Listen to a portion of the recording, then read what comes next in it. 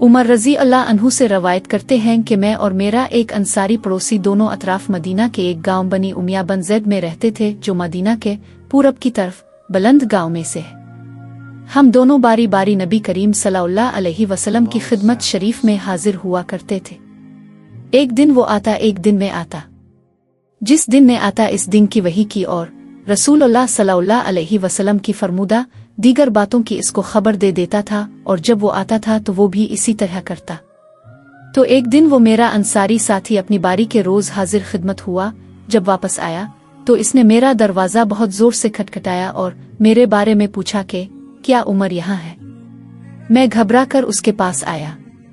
वो कहने लगा कि एक बड़ा मामला पेश आ गया है, यानी रसूलुल्लाह सल्लल्लाहु अलैहि वसल्लम ने अपनी बीवियों को तलाक दे दी है।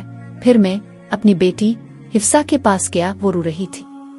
मैंने पूछा, क्या तुम्हें रसूलुल्लाह सल्लल्लाहु अलैहि वसल्लम ने तलाक दे दी है? वो कहने लगी, मैं नहीं जानती। फिर मैं नबी करीम सल्लल्लाहु अलैहि वसल्लम की खिदमत में हाजिर हुआ।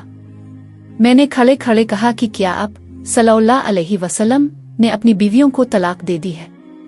अब सल्लल्लाहु अलैहि वसल्लम ने फरमाया, नहीं, ये अफवाह गलत है। तब मैंने ताज्जुब से कहा, अल्लाह बहुत बड़ा है। Halal sounds.